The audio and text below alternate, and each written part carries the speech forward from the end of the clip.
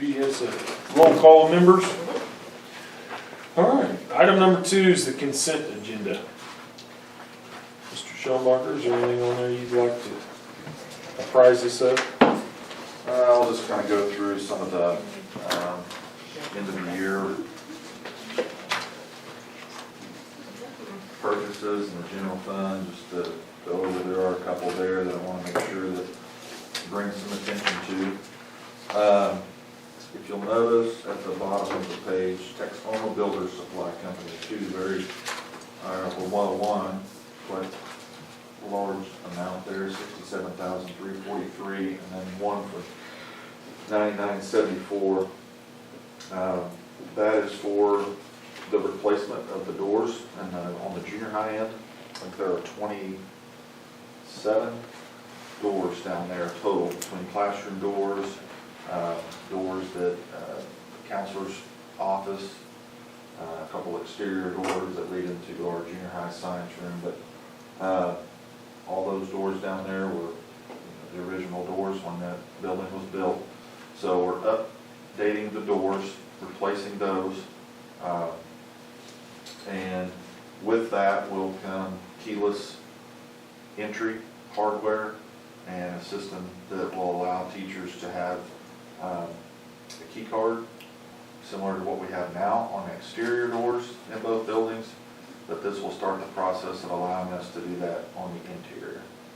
And so we use our security funding that we got from the state to pay for that. Eventually what we would like to do is continue with that with the rest of the building.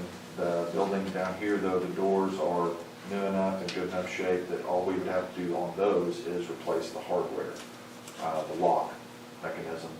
So it will be much cheaper in that sense once we get to that point and are able to do that. And I even think that our maintenance staff, they said that they would come and show them how to properly install them. So we'll save quite a bit once we get to that point. But this is the first big step in doing that. So those doors are just, they're quite a bit older. Keys weren't, working. We talked about replacing the hardware, but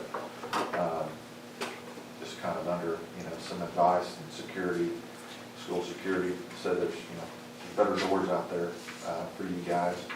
And so that's what we did. That project, I talked to them today. We got a lot going on with it this month to get it done before school starts, but pretty optimistic that we will get it finished, get everything installed, and be ready to go when we come back to school. So that's what those are, those 2 purchase or amounts down there. I definitely want to draw attention to those. Lots of little things here at the end as we closed out our fiscal year. And so most of that stuff is just normal monthly things and utility bills,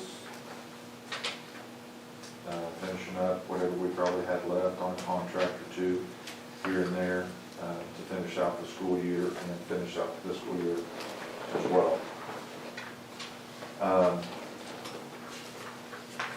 So general fund, and I will go over that a little bit more in my superintendent's report, kind of where we're at as far as the carryover, but didn't have a whole lot of expenses in the building fund other than just payroll costs and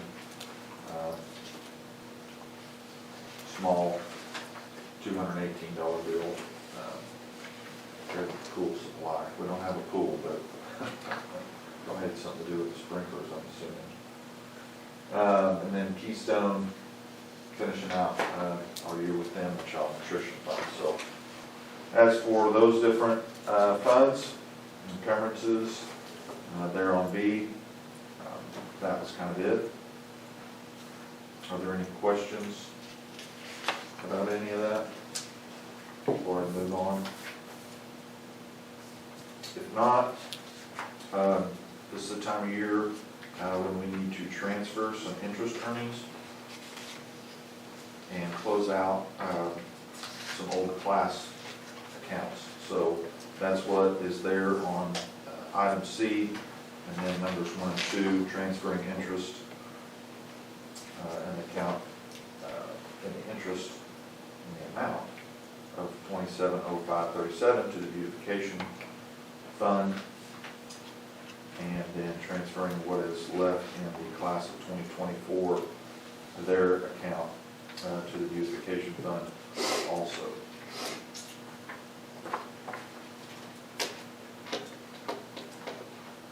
And then treasurer's report.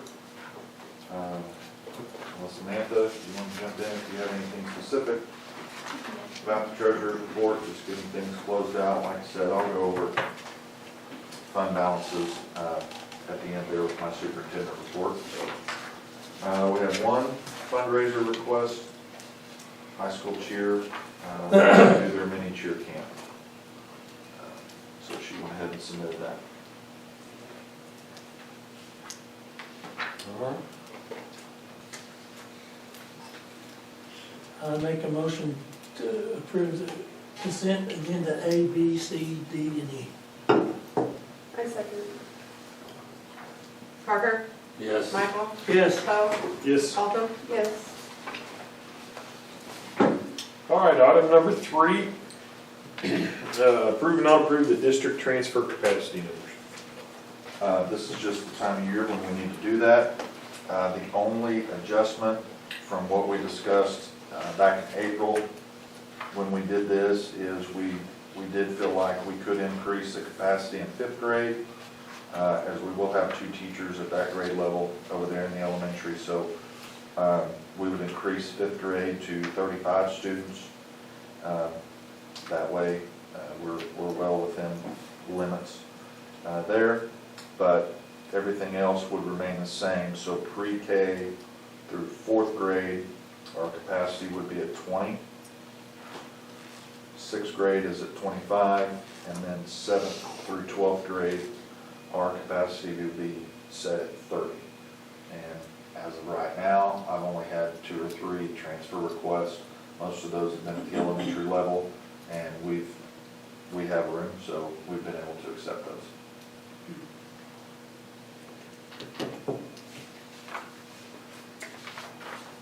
I'll make a motion that we approve item number 3, the transfer capacity numbers. I'll second it. Parker? Yes. Michael? Yes. Poe? Yes. Alden? Yes. All right, item number 4 is approve and not approve the district personal electronic device policy 4. As you know, last year, it was first year for the bell-to-bell policy to be required.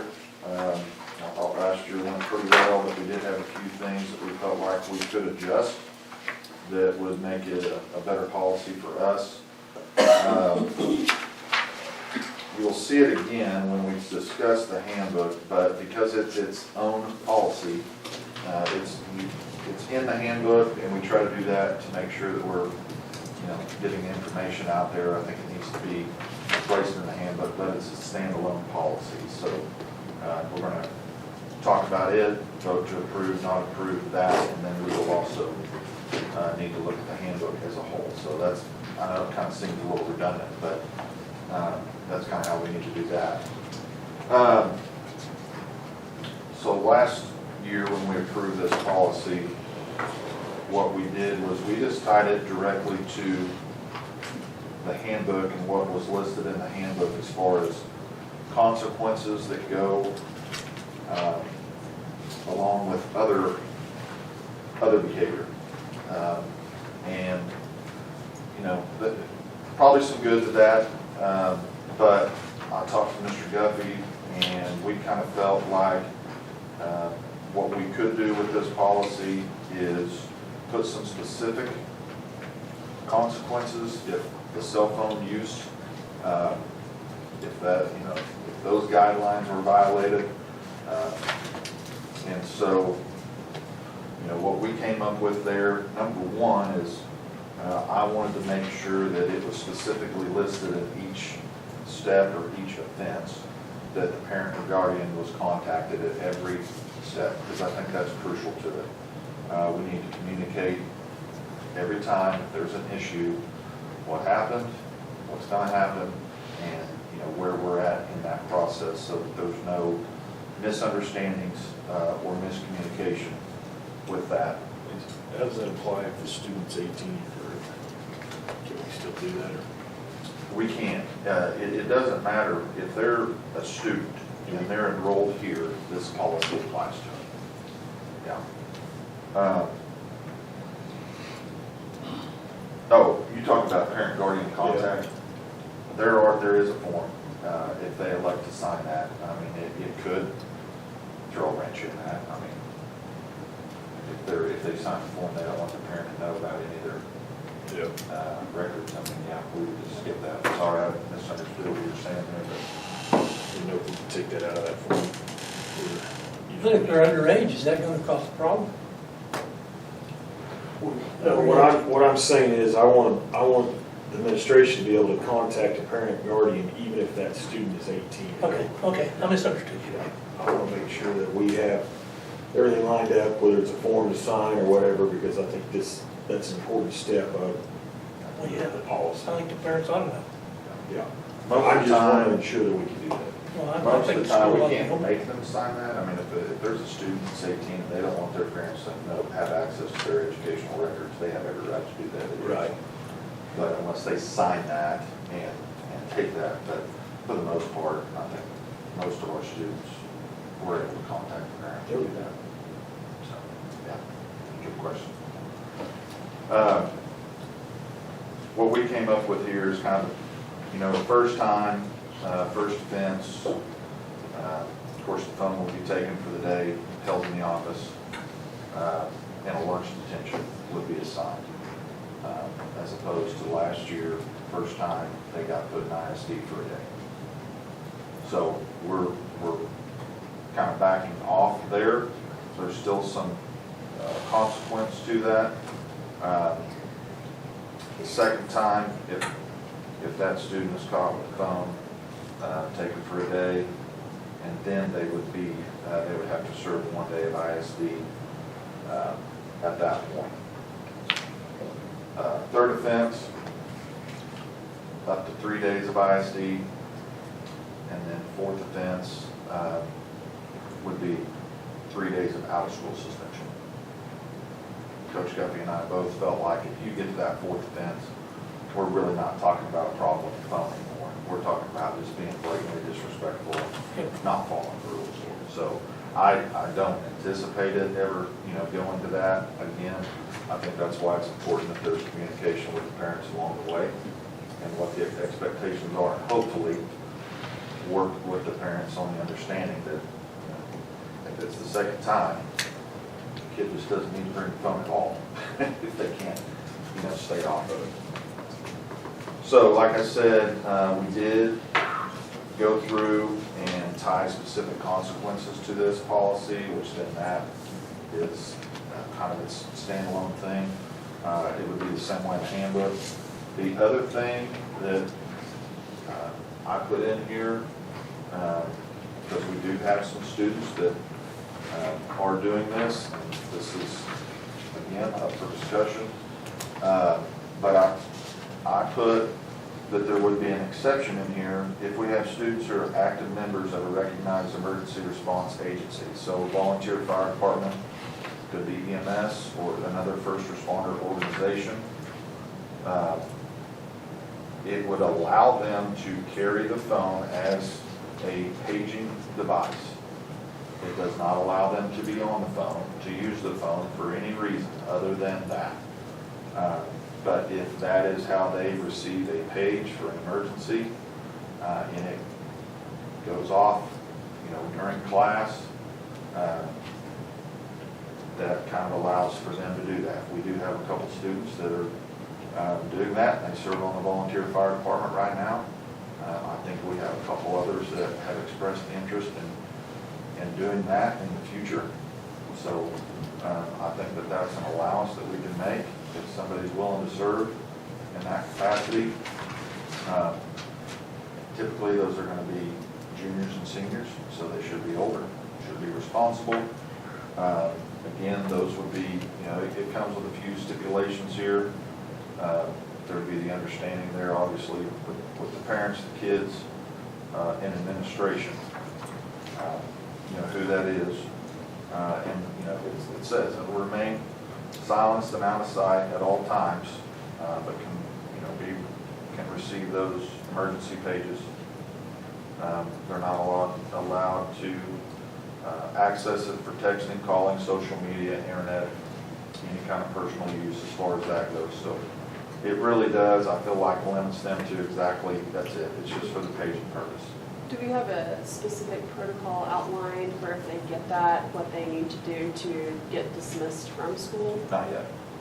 And I'm kind of working with Clint, our fire chief, to see what the expectation is there, if they are going to be required to, respond to every page that might come across, or if there are, if it's a house fire situation, that might be different. Yeah. And then we can, take steps to make sure that because we still have to account for them. I mean, the most expeditious would be to check out with the teacher versus Right. the office as well. Yeah. But, yeah, So, it'd be good to have that clearly lined out. And that to me is probably a little bit, that has more to do, I feel like, with maybe attendance, and Yeah. I haven't addressed that yet Yeah. here. But it is, we're gonna discuss it and see what that, needs to look like or could look like. I don't know that they necessarily have to respond every time somebody backs into a gas meter. Yeah. They don't need to be run out of the class for that. We gotta have some common sense with it. Mhm. But I do think that there are the things that at times, I get it, I was on the department for a while. There's not a lot of people in town on certain days, and they need everybody that's available to possibly respond. So it may just have to be a case-by-case basis with some guidelines to walk us through that. Those are the main things. There would be the addition of that. And then, like I said, specifically listing out those consequences.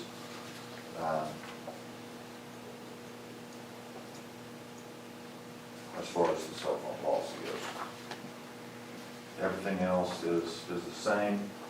The state did, push that through to where this is going to be probably a permanent thing. So, and I think it's a good thing. I really do. I think it's been good. I know we had some hiccups with it last year, and we got through that. The other thing, and we'll talk about it a little bit more when we get to the handbook, but as we talk about what ISD is, I would like to look at how that's handled. So that will affect any student that gets put in ISD because of this. The way the policy was written before, they may have to miss some extracurricular activities in the evenings, and I'm not sure that's The intent. I don't know if that's really what we need to be doing. So, but that's not part of this specifically, but it is part of the handbook and the way that ISD is handled. All right. A motion to approve line item for the district personal electronic device policy.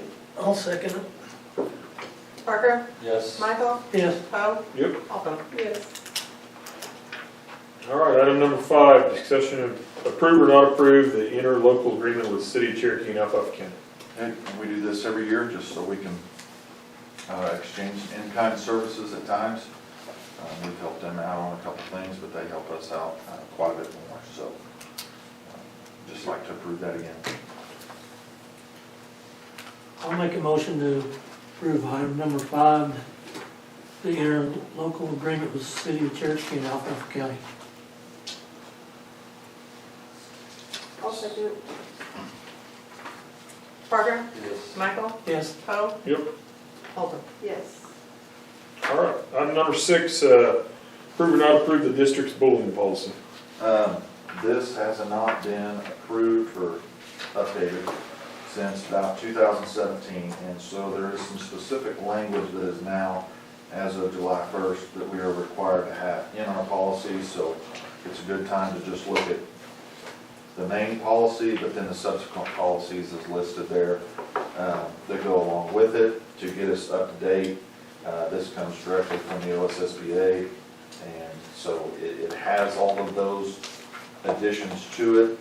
Like I said, doesn't really change anything procedurally that we've done. Main thing is kind of on the page 3. It does specify that all school employees at each school site will be required to complete professional development training. We do that. We have been doing that. We're just required to have that as part of our policy stated now. So that's really the main thing with this. Like I said, you can see there's been several revisions to this policy, but really nothing since September of 2016, and that's with the OSSBA. That's not just us. It's been a while since we've done that. And the most recent revision, like I said, was June 29th of this year, so just pretty recently.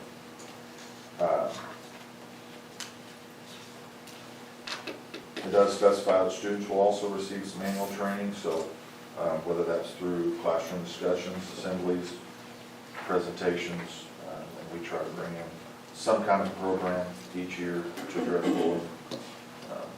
So we would be doing that as well. Like I said, the other other policies that go along with this, a lot of it is just defining what terms are and gets into different responsibilities, protocols, not a lot of changes there. And then one will outline the investigation procedures. Like I said, we have all these things in place. Some of it's just updated now. It's not really a major change, just getting it updated.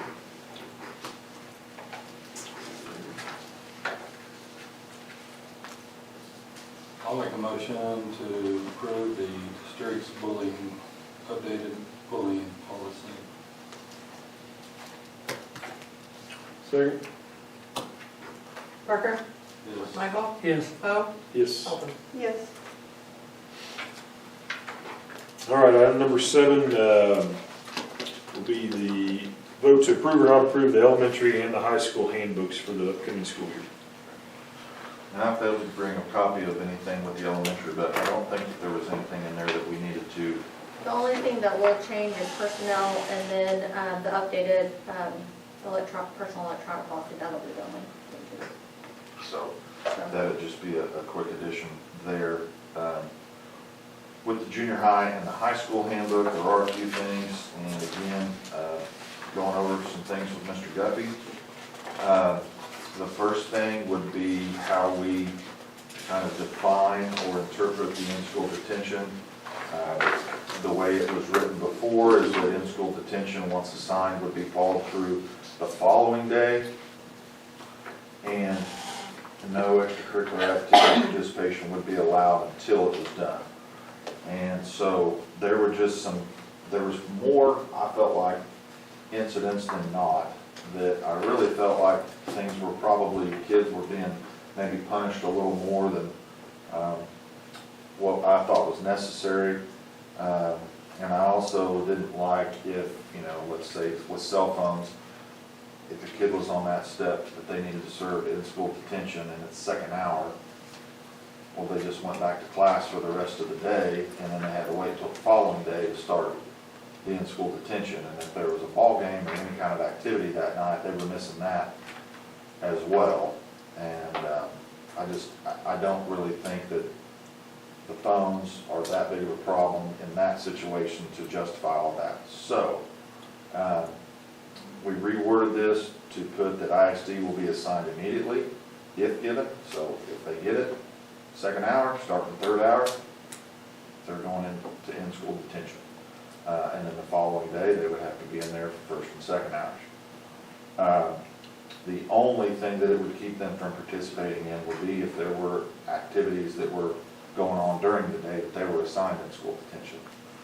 So it doesn't carry over into the evenings or doesn't carry through a weekend, because if things happened on Friday, they were having to wait till Monday. And so if you had a stock show or if you had anything going on over that weekend, all of that was taken away. So I think this gets us back to If that's the case, if the detention needs to be assigned, they'll go right into detention 1 day of ISD equals 7 regular school days. So wherever it is in the day that has to happen, that's when they would start.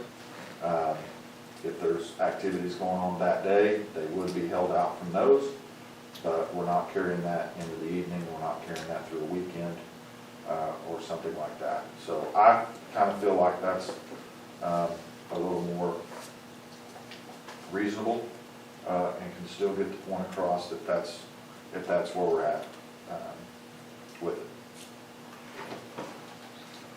Any thoughts? Sounds good. Semester test exemptions, and I feel like, every few years, we kind of circle back to this. The policy was A, B, or C, and up to 3 absences, no more than 3 absences, and you can be exempt. Mr. Guffey and I talked about that. We feel like if you have an A or a B, and 5 absences, then you can still be exempt. Honestly, we have a lot of kids that if you have braces, you're going to miss school once a month. I mean, at least part of the day. Yep. I know. Doctor's appointments. We just felt like 3 was a little much. Now, we still recommended that we leave the 3 for a C. We feel like that might give a little incentive. If you can bring that C up to a B, you get 2 more days that you could miss. So, we felt like you're kind of able to reward your kids a little, take a little pressure off with the A's and the B's.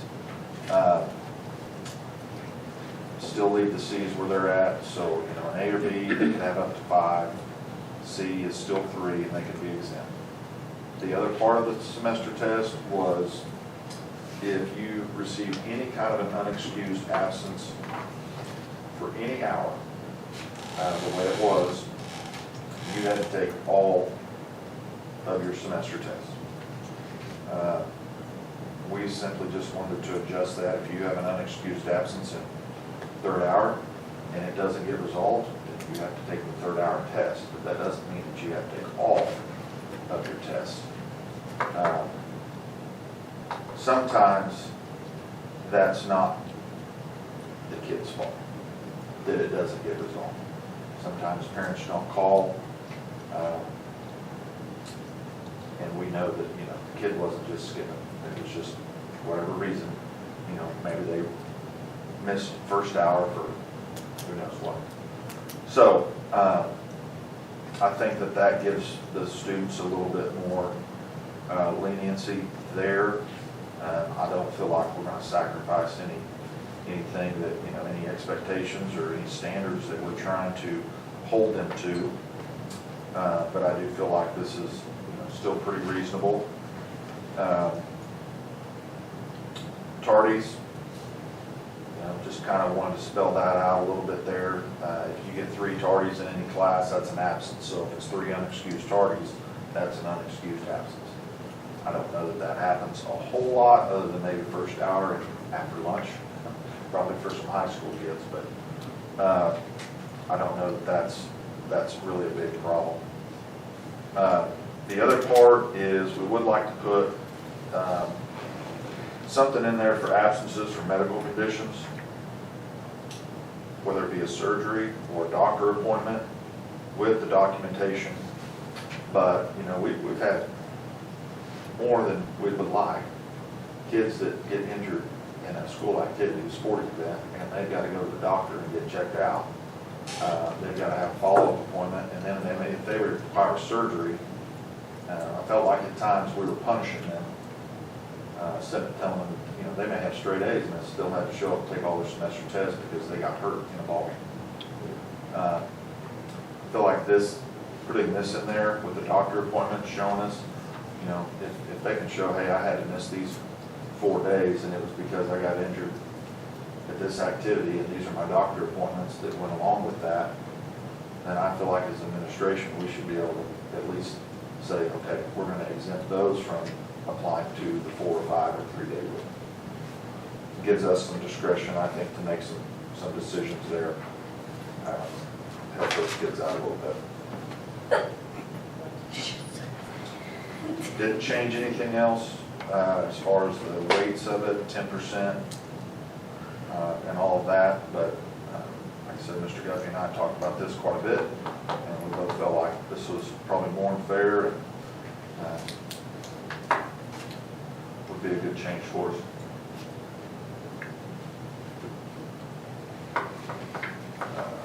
Any questions on that? On the semester test form? Okay. The other things, and this is just really, we're not changing anything. I just wanted to make sure that we did go back over, but last year in the handbook, we did change our valedictorian policy. It did not affect last year's seniors, but that class has graduated, so now it does go into effect for this year's seniors and everybody else after that. So, like I said, not a change, I just wanted to make sure that, kind of reminded everybody of that kicks in. We did note that last year in the handbook that the new policy wasn't going to affect class of 26, but past that.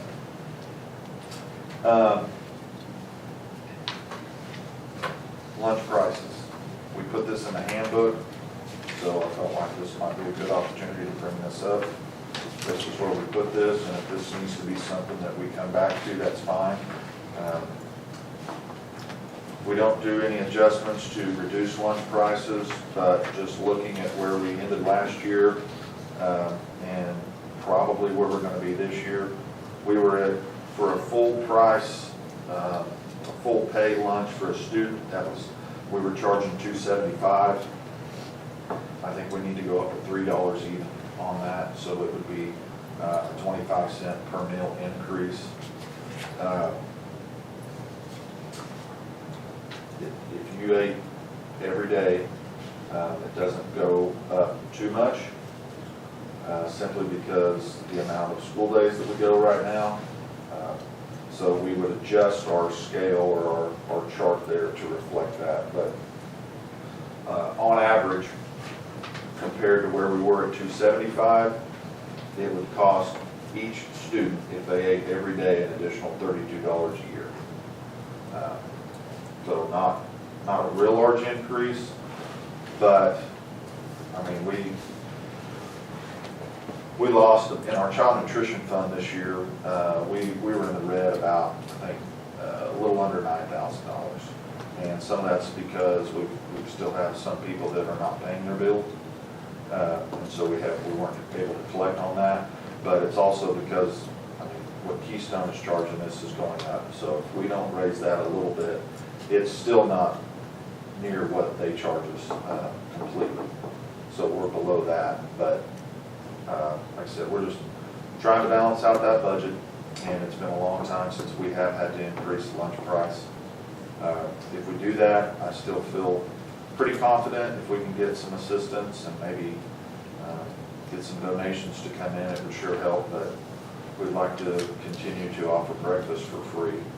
I think we can do that one more year, but we will definitely have to reevaluate that moving forward as well. So, more kids that eat that free breakfast, it actually helps keep the cost of lunch down for everybody. It's kind of a weird thing to say, but that's how that works, because we get reimbursed and collect a little bit more on the breakfasts, and so not that we're really making money, but we are making enough off of that that it helps offset the lunch cost. So the more kids that will eat breakfast, the cheaper we can provide a full pay lunch. So, but that would be my recommendation, is to increase that by 25 cents. Like I said, we always put that information in our handbook, so that's why I included it in here tonight, discuss it there.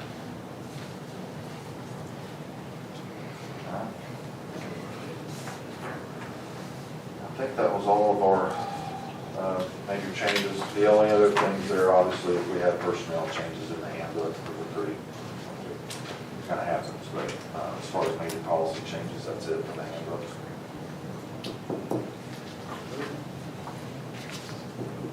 I make a motion to approve item number 7, discussion and vote and approve elementary, junior high, and high school student handbooks for 2026, 2027, and the 25-cent increase for lunch.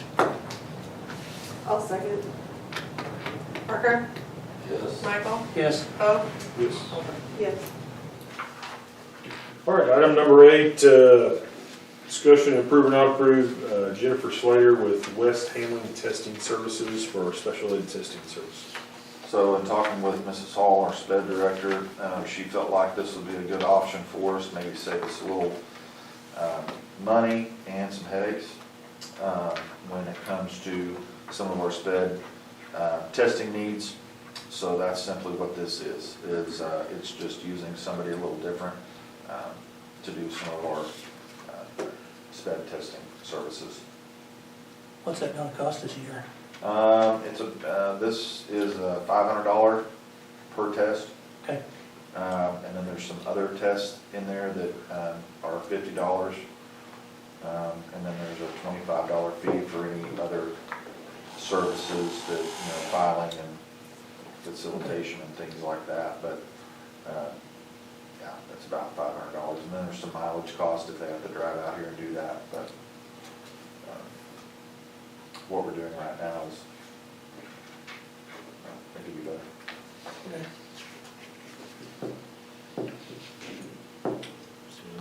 I'll make a motion we approve item number 8 with the West Handling Testing Services.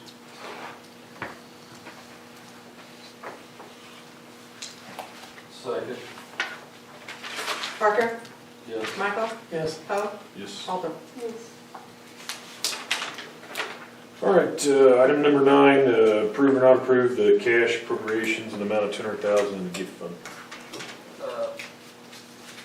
That's a accounting thing that we have to do in order to spend the money for the gym floor. We did put that in our gift fund account, so we need to appropriate that in the right account. And as we're starting the new fiscal year, that's just something that we have to approve to do.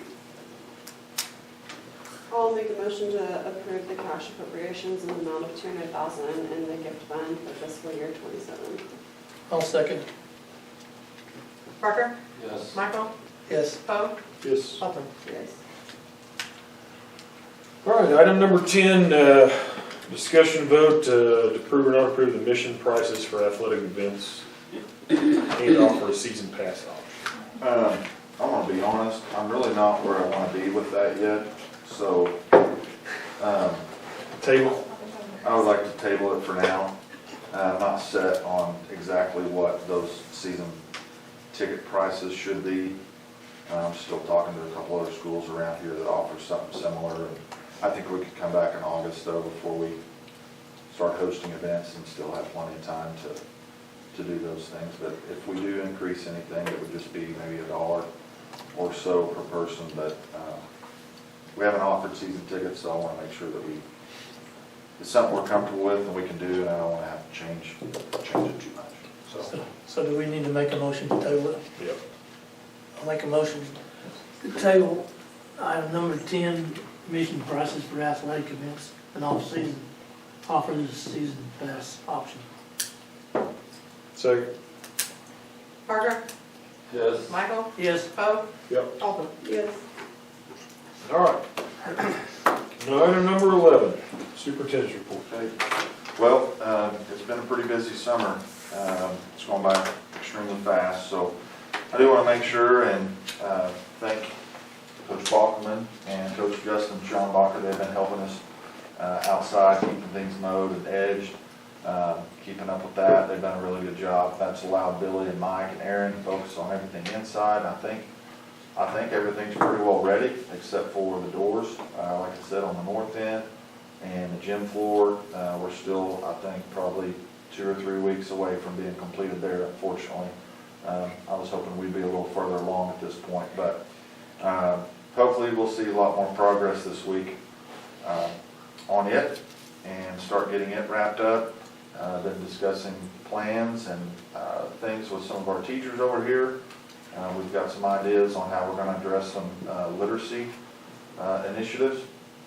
So, excited about that. I think that will be great for our kids. And the teachers are excited about it too. So, nobody ever wants to get more things or more responsibility dumped on, but I will say that everybody that I have talked to about the ideas that we have are very excited about it. And so hopefully in August, at our next board meeting, I'll be able to share a few more details on what that kind of looks like for us. But I think it's going to be very beneficial. They've already been doing a lot of it at the elementary for a year or two now, for sure. And so as those kids move over here into this building, I want to see that continue with them. And I think we've got some good plans to make that happen. Like I mentioned earlier, as far as our carryover amounts, our general fund, June 30th, came in at 1.5 million and a little more. So, I was being pretty conservative and probably a little pessimistic that we might be closer to 1.3 or 1.4. Oil and gas prices did affect that a little bit. So that revenue came in a little higher the last couple months, which definitely helped.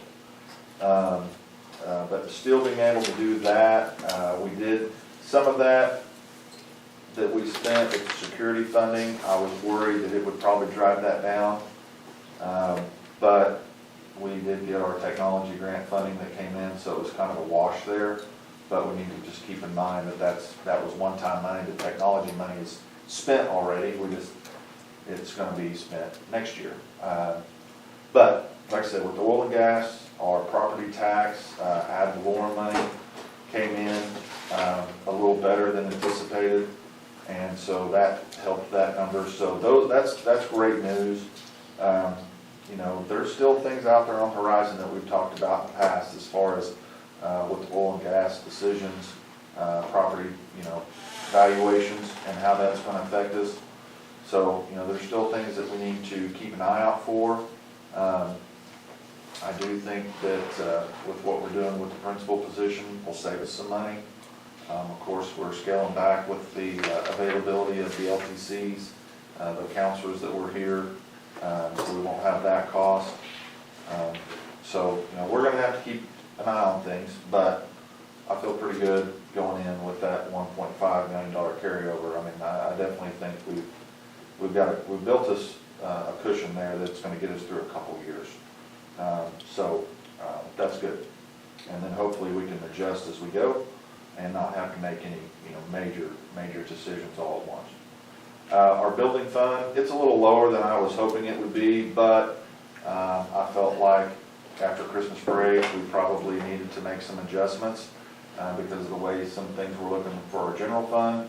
So we did divert some costs there that I was hoping that we wouldn't have to, but we did increase that a little bit to $293,000. I think last year we carried over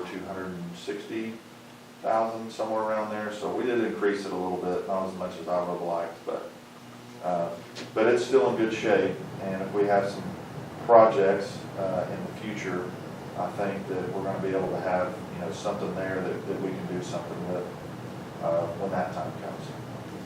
So like I mentioned, the child nutrition fund, it's down a little bit. Last year we carried over, I think, roughly $45,000, somewhere around there, and we're down to $37,900. And like I said, some of that is outstanding bills.